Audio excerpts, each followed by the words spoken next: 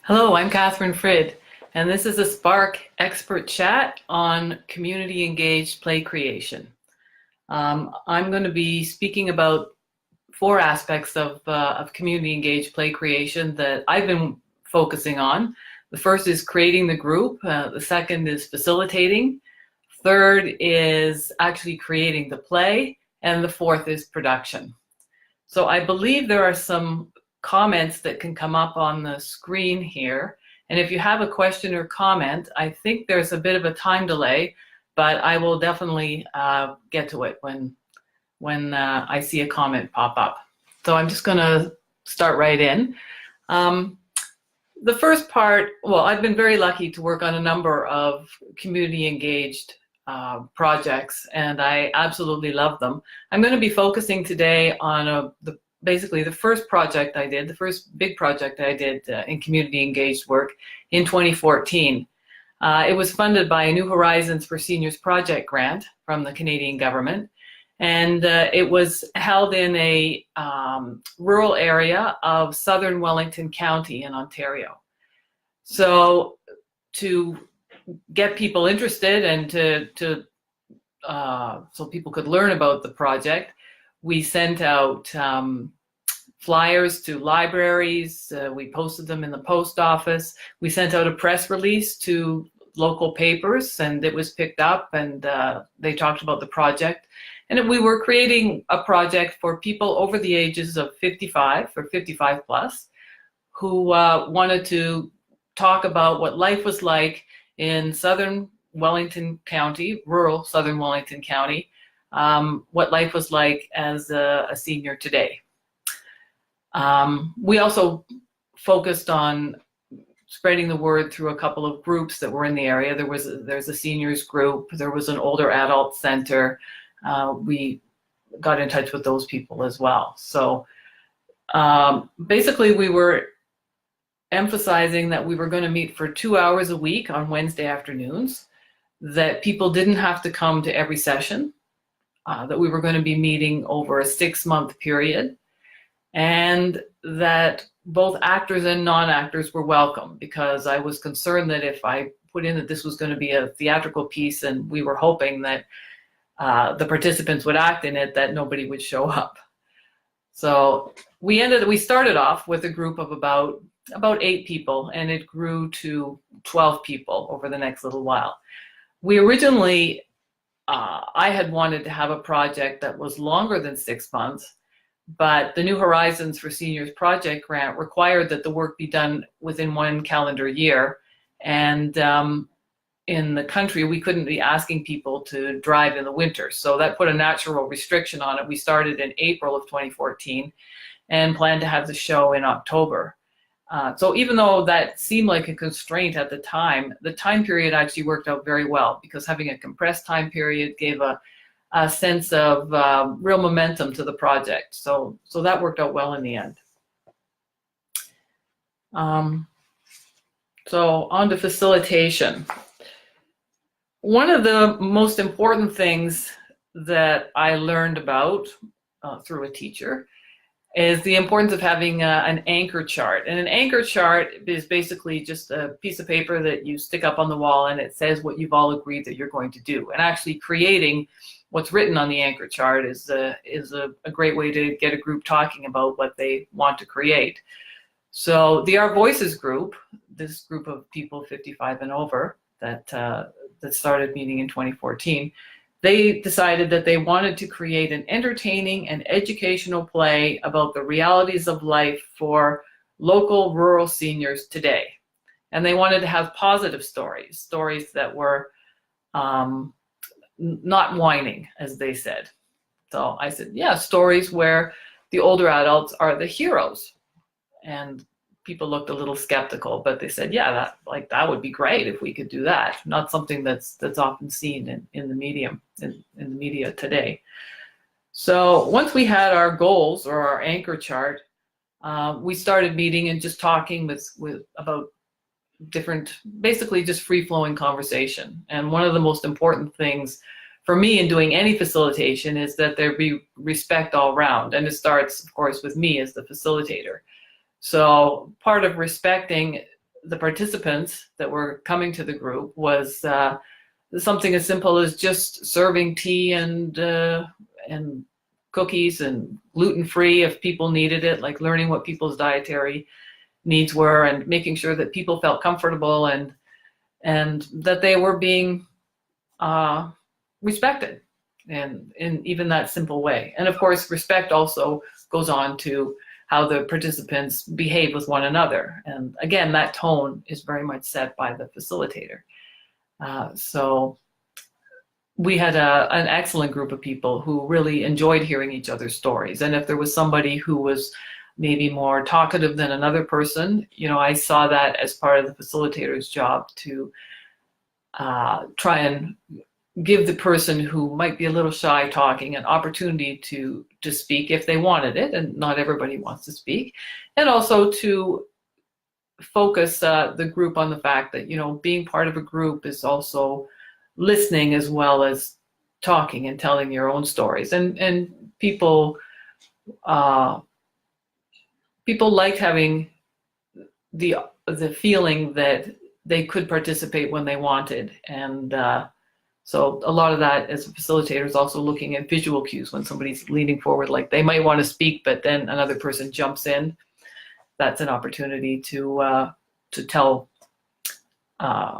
recognize the person who might be wanting to speak but a little bit shy. Every group is different, and one of the things that worked with this group was we talked about what members of the group needed to really participate fully in the group. And one of the issues was hearing, because some people speak very softly and some people have difficulty hearing. So we developed a system where if somebody couldn't hear, instead of always it was uncomfortable for them to always interrupt the conversation and say, I can't hear you. Somebody would just put their hand into the center of the circle, because we sat in a circle in comfortable chairs, drinking our tea and eating our cookies. And when somebody put their hand in the middle, the person who was speaking would know that they really needed to speak up. Another thing that didn't occur to me, but that we needed to implement was the chairs needed to have arms on them, because not everybody is able to get out of a chair without using the arms, and it makes things a lot more comfortable for people. So we made sure we had chairs with arms for people. There were also different needs in terms of height of chair and the cushions on the chair. So we had options available, and everybody helped to make sure that everybody else was comfortable for our meetings. Another thing was just printing. So colored paper and colored ink was generally not a good idea for people who don't have great visual abilities. So when I printed on large pieces of paper, I always used black after being told by somebody, well, you know, the green looks nice, but I can't read it. I can't read green marker on paper. So I always use black and white. And when we went on to print scripts, they were all, for the group to read, they were always in 14-point font, bold, in a very clear font that people found that was easy for them to read. So I consider that another part of respecting the group, is learning over time what people's needs are and going for them, helping them out that way. What else do I have here? For me as a playwright, one of the most important things in facilitating is to honor people's stories. So when the way people tell their story is also part of their story. It's not just the content. So we set a tone where people were given complete freedom to tell their stories in the way they wanted to. So that means other people aren't interrupting, saying, I guess I know what's going to happen next. It's just giving somebody the floor and the opportunity to really tell their story. And sharing the limelight is another thing. Of course, as a facilitator, your job is not to kind of be the star in the center who's, you know, cracking jokes, and, you know, the group in the way I do work the group does not revolve around the facilitator. So I spend a lot of my time just quietly making notes and seeing how how watching the group to see that people were comfortable, that they had what they needed, if there were any problems, trying to address them, either in the group or sometimes outside of the group. If somebody looked uncomfortable, I would go up to them at a break and say, is there something I can do to make things more comfortable? Is this the way we're doing things working for you? And also just checking in with them. But the limelight also, of course, refers to something I talked about earlier, which is people respecting each other in the group and giving each other time to speak. And really that worked very well in our group. Resolving conflict, and inevitably there is going to be some conflict when you get a group of people together. One of our areas of conflict or potential conflict revolved around religion. Some people had very strong religious ideas and beliefs, and they were very different. So this is one place where that anchor chart that I spoke about a couple minutes ago, where I had a big piece of paper on the wall that outlined what we were trying to do. Our goal was to create an entertaining and educational play that was positive about that had positive stories in it. This is a place where the anchor chart really came into play, because once people had a little bit of back and forth about, that may be your God, but I'm not, it just doesn't work for me. I could take the opportunity to say, okay, so look at the anchor chart that we have on the wall.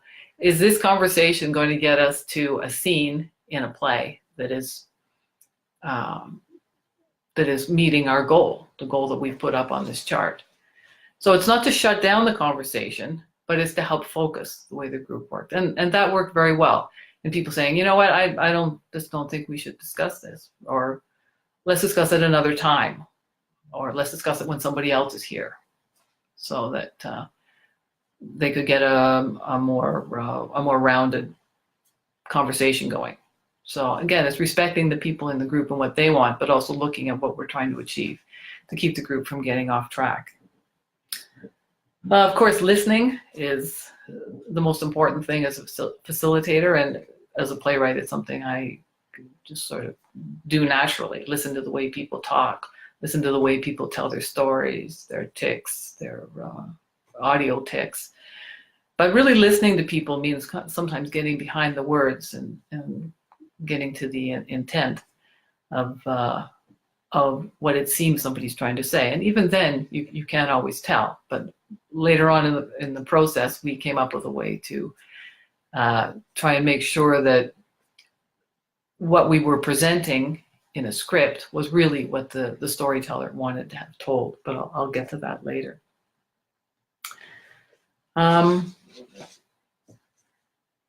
So in terms of creating the script, we started off meeting, and actually in our first meeting, I had very ambitious ideas about what we could do as a group. I thought we could do tableaus and written work, mini scenes, maybe people creating scenes on their feet, maybe even do some craft work or mass creation, not all in the first week, but this was the direction that I thought we would start the group in. And I was very fortunate that one of the group members came to me right after the first session and said, seniors don't like doing things they're not good at. And we feel that we're not good at the stuff that you're asking us to do. It's not a comfortable place for us. So when at the start of the second group, I said, I would like to get some feedback on how the first group went, and how the first session went, and what you think about it. And there was general agreement with what that one person had said, although worded more diplomatically. So I said, what would you like to do? And they said, we just want to sit and drink our tea and eat our cake and talk. I said, okay, that's great. For me as a playwright, that's gold. So we started the conversation. We had an issues list. So once in a while somebody would say, we never talked about driving. So I would put that up on a piece of paper. Or we never talked about death and mourning. I would put that on a piece of paper. But generally, we didn't consciously, say week 7 is going to be about talking about transportation. the conversations just flowed, and whatever the group wanted to talk about that week, we talked about.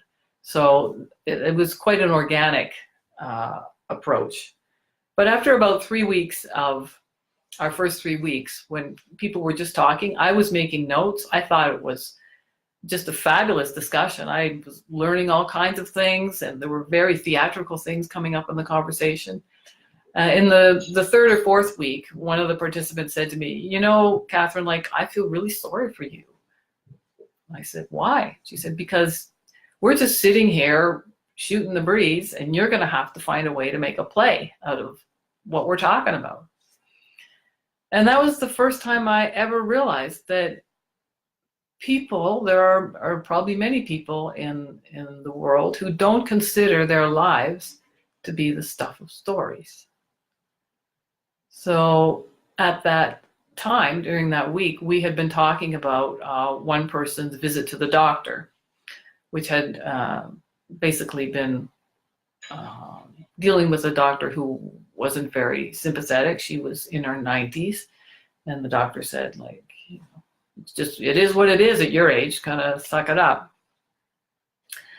So I said, okay, this is what I'm going to do. Next week, I'm going to bring a short scene for us to read as a group based on what we've talked about. So the next week, I brought a short scene exactly about that doctor's story, and gave it out for a cold read, which means just give out the parts and to people who are comfortable reading them, and they read them without having studied the script beforehand.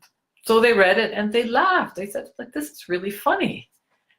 And I said, yeah, that's how all your conversations are for me. Not necessarily funny, but always poignant, and again, doing exactly what we wanted to do with our anchor chart goal, which is to make the older adults the heroes of the scene, not the butt of the jokes. So I hadn't had that idea that we would create a show out of individual scenes. And in fact, we ended up calling the show Senior Selfies because it was a number of snapshots of the life of rural seniors. I had thought, based on the conversations, I would create a play that was, or maybe 2 or 3 plays, one-act plays about a different subject area. But what happened was, after I created the scene, very short scene about the doctor's visit, I realized that this is the way to go in terms of presenting this show, right? I'm just going to do individual scenes based on different people's stories and put them all together as kind of a pastiche of how life is for rural seniors today. And it was also a more direct engagement process of the participants. So it worked well on that count as well. So we started off with I say simple scenes because they were very easy to translate. So the doctor's office scene, there was a scene about a woman who was trying to buy a used car and her dealings with a young car salesman. And then we went on to some of the scenes that were a little bit more, just a little bit less direct in terms of how they applied to how they were theatricalized. So one was a series of short monologues on driving. If you live in a rural area and you lose your driver's license, it can have a really major impact on your life. And these were some of the stories were sad. Some of them were happy stories about being able to connect with your community, to get the driving support you needed. And we just put them out there as short monologues. And then I think the first really serious scene that somebody presented, because I wasn't pushing people for any particular content, but the first serious scene that someone came up with was a story about their daughter coming out as a lesbian and how difficult that was for the parent.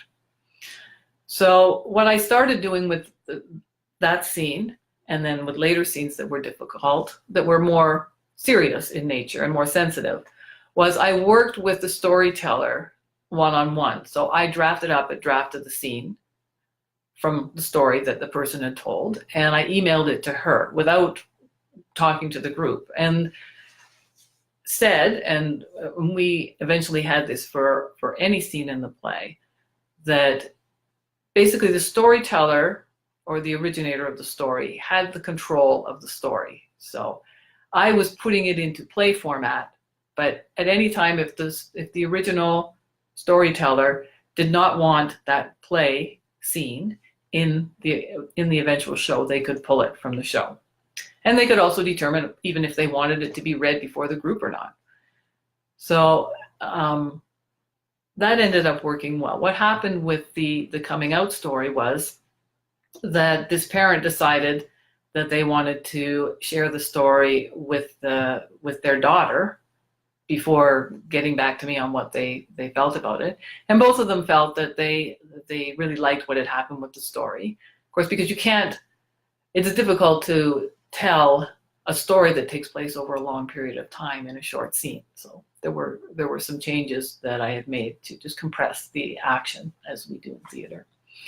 And it turned into a very strong scene. And when it was read in front of the group, there was a very positive reaction to it. And the story originator felt good about it because she had been involved in the creation process. So I had changed a couple of things. There was another story that was told about someone reconnecting with their lost love from 35 or 40 years ago. And when the storyteller told that story, this is another person in the group telling the story, it was told in a very humorous way. We were all laughing about this person and the various zany things that had happened. And so I drafted the scene in that same way, in that same tone of kind of comedic about this love that had seemed to had been kind of on the back burner for 35 years, and then people reconnect and it doesn't work out. And the story originator, again, just sent it to the story originator, didn't send it to the group. That person got back to me and said, I think we should just can this scene because I don't think you really understand what it's about. And I said, I apologized and said, perhaps I misheard what was being said. I'm happy to can it, to not include it in the show, but would the person the originator give me another chance to try and get it right? And I asked what was wrong with the story. And the originator said, that person was the love of my life. And it broke my heart when it didn't work out. So I redrafted the story with a whole different tone to it. The story originator decided that they wanted the group to read it, and eventually we put it in the show. So it was an opportunity for her, without having to have the work presented, to get it the way she wanted the story to be told.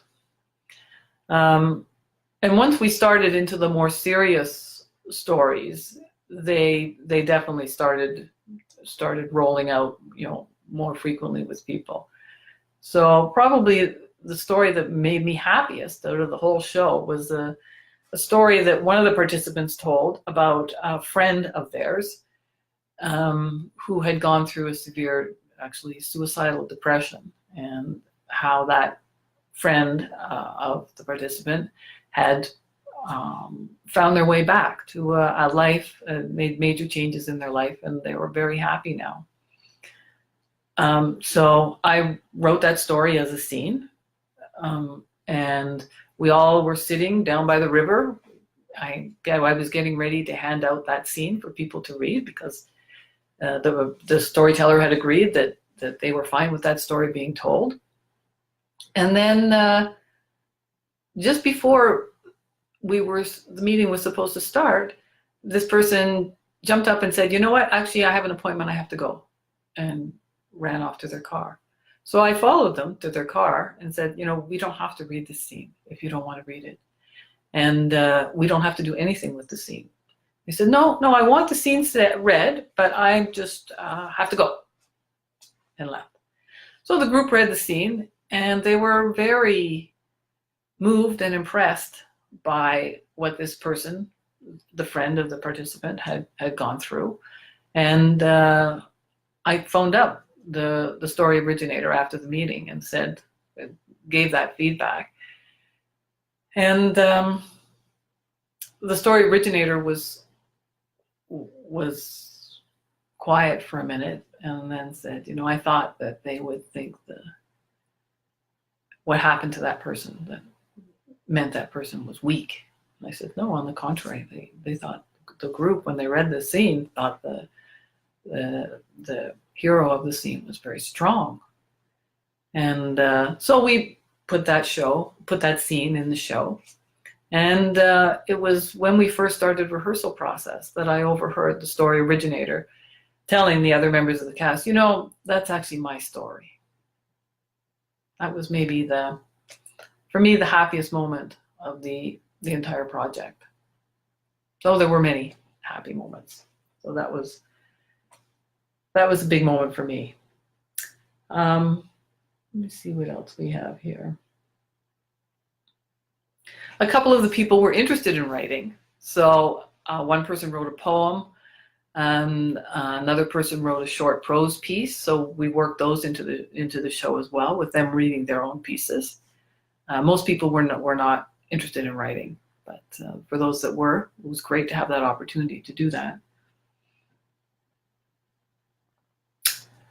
Sometimes we had a theme, and it wasn't clear how to do a scene about it. So one was a kind of beef that people had was, the participants in this group had, was people coming up to them and thinking that they're being helpful in some way when they're not. For example, one person with mobility issues said, like, when they fall down, they don't want someone to come and pick them up, right? They want someone to ask them what they need, because you can really get wrenched by being yanked back onto your feet after you've fallen over.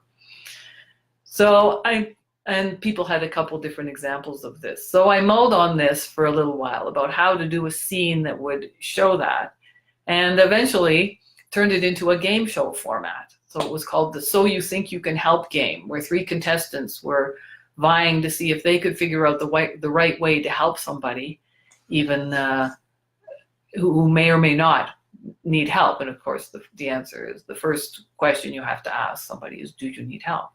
As opposed to assuming that somebody does need help and that you can help them. So we had some fun with that, turning it into a game show. And it was also, in a way, educational for people. And then we had topics that were kind of taboo for people. So one was sex. Somebody called me up, one of the participants called me up in the middle of the week and said, something we haven't talked about, and we didn't put on that big chart of issues, is sex. Don't tell anybody that I raised the topic as a suggestion for us to talk about, but I just couldn't help but notice that. And then the next week, another participant said the same thing in the group. What we haven't talked about is sex. Not that I want to talk about it, but I'm just pointing out we haven't talked about it. So it was a very stop and start conversation. There wasn't much said about it, but it was clear that it was a topic that was on people's minds, but not something that they really wanted to talk about. So what we did was create a more action-based scene on that, where people had all kinds of avoidance behaviors. Basically, we recreated the scene where we talked about sex, or didn't talk about sex, with people having avoidance behaviors and various tics that showed their levels of discomfort. And it turned out to be very, very popular scene in the show. And somebody even piped up with an instant title for the show, which was, let's call this scene, because nobody said much of anything, so it was only about 1.5 minutes long. Let's call this scene Quickie. So we did that. And there was another example I was going to give. Oh yes, this was very interesting. I asked people about their relationship with their adult children. And I thought it would be a pretty straightforward question, but for people who were, again, this age group ranged between 65 and 95.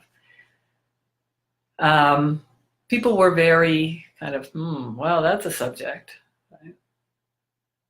And they weren't sure what they wanted to say, or maybe they didn't want to talk about it out loud. So I turned the question around because people didn't want to talk about things they were unhappy about with maybe their relationships with their children, and said, okay, let's look at it from another perspective. Let's look at it from the perspective of what would a model adult child look like? So they started brainstorming about all the things this model child could do, could go with them to appointments, could come and visit them, could find ways to ensure they spent more time with their grandchildren. The participants spent more time with their grandchildren. And basically we turned it into a contest where 5 women in the show, 5 women got up and spoke about their adult child and how great they were. And then we had ballots, and everyone in the audience got a ballot, and they could vote on which of the 5 children they thought was the best, the one who provided financial support or the appointments, whatever. And then during the intermission, the ushers tallied the votes. And in fact, the winner always was the person who just came and dropped in a couple times a week to chat with their parent, not the one who did kind of the heroics once or twice a year. So that was interesting as well.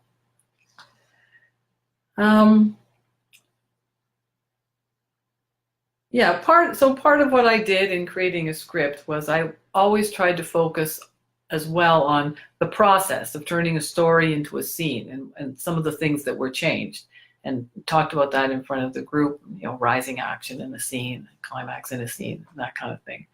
And people appreciated kind of seeing behind the curtain of how that kind of work is created. So that was part of it.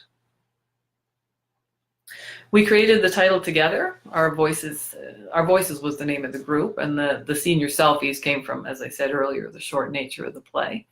And we also have in the Guelph area a very talented composer named James Gordon, who does co-creations with various communities, school groups, many different communities.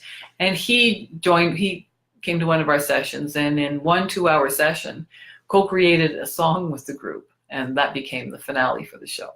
So that was a wonderful addition to the show, and people loved being part of that, being part of creating that.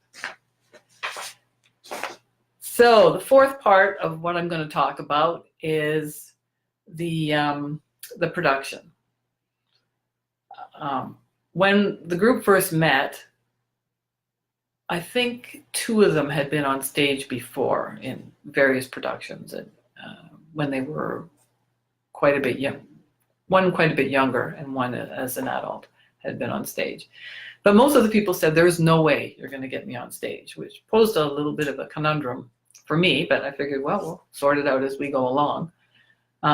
And I figured maybe we might have to bring in other actors from other troupes to act out the scenes. Really wasn't sure how it was going to work. But by the end of about 4 or 5 months, people felt very aligned with the stories because they had been created very much with them, and they really had a lot invested in their stories. So I found this quote, though I can't remember the attribution for it, which is, people support what they help create. And that became the experience that I had. So people were kind of on the edge, not sure if they wanted to participate or not, which I considered a big step forward from the flat no I had gotten at the beginning of the project, where people said, if you're asking me to be on stage, I'm not going to participate at all. You want me to come and just tell my story? Sure, I'll come and do that. By the end, I could see some people were on the stage wanting to do it, but scared. It's scary to get up in front of people. So again, we tried to find ways to accommodate, and one was that people wouldn't have to memorize their lines. So I had a half-size binder with the script in them and little kind of pages that people could flip through, so they could actually read their script if they wanted to on stage. And people to a greater or lesser degree moved away from that a little bit as the rehearsals went on, but some people needed it, and it was always there for them. Again, in bold, in 14-point font, and just on a little half page. It was our designer who actually came up with those binders, and they worked beautifully. And for the most part, audiences saw them at first and then just forgot about them as the show went on. So that worked well. For me, it was very important that the stories be honored with good production values. So we performed the show in Eden Mills in the community hall, which had a stage, didn't have much lighting, had a fairly small stage, and we brought in, for the first show, we brought in a sound system. We rented sound equipment for it. So we had a sound designer, a lighting designer, and projection designer, a costume and props designer. And we really needed all those people to, I feel, to do justice to the amazing stories that were being told. One of the things we found was that for people using walkers and people who didn't feel comfortable necessarily or all that steady on their feet, set pieces were going to be a major issue. And of course, we couldn't ask the actors to move the set pieces if they were using a walker as well. So what we had the capability to do was to set up a full-size projections on the back wall behind the actors. And because the projector was slanting down, the shadows weren't a major issue. Once in a while they were. But so we could set the scene without having any set pieces on stage. And that was a huge benefit. It was an accessibility benefit, and it was also a theatrical benefit. And it worked very well for the entire scene. So if you want to set a scene in Tim Hortons, just put up a backdrop that shows a Tim Hortons scenario, and everybody knows where you are, and you didn't have to bring anything on stage. And that worked beautifully. The show was very well received. The actors were absolutely, so in the end, sorry, I should go back to this. In the end, everybody decided, all 12 of the participants decided to go on stage and act. Some in fewer roles than others, but they all encouraged each other to go on stage and act. And I didn't feel it was my place to push people to do that, but I was sitting around the circle when people, encourage each other and said, you know what, I'll help you do this, and you can do it on stage. This is our stories that are out there. We really want to make sure that people, we're the best people to portray them because we know them best. And by that time, the group, about 5 months into the process, the group was very tight knit, and that worked very well for everybody, feeling that support from one another. And then when they saw the production team, it actually took a little bit of the pressure off, took more of the pressure off them, because they're like, well, people may not like our performance, but they'll certainly like the projections, and the sound was great. That wasn't my perspective, but when people were feeling nervous, I think that helped them say, well, it's going to be a professional looking production, irrespective of whether I flub my lines on stage or not. And in the rehearsals, I don't direct the initial shows. I work with a director, and for that show it was Dale Hamilton, and then for the next show we did, it was Alexandra Lend. The challenge for a director is to encourage people to keep moving forward without intimidating them, because these participants are not professional actors, and they need to be supported. And that was something that the whole production team, and of course the directors, did very well. The performances were sold out.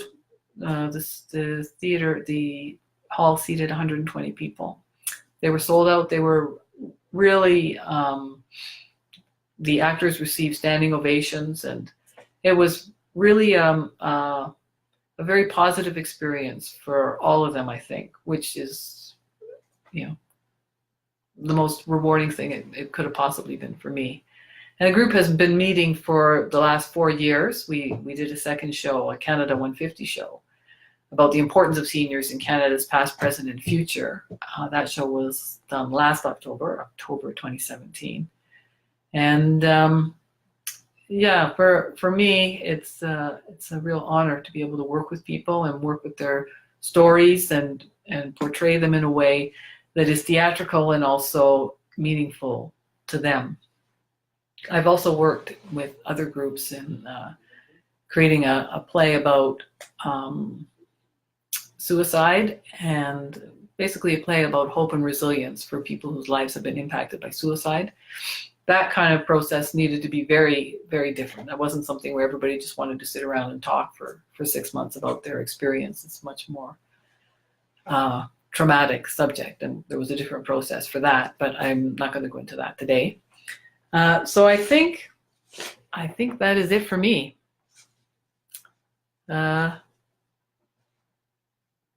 I think you have my Facebook contact information. I'm just Catherine Frid on Facebook. If anybody wants to talk further about it, I'd be happy to. And thank you for joining this SPARC expert chat. And please keep watching the SPARC members page for information about upcoming chats.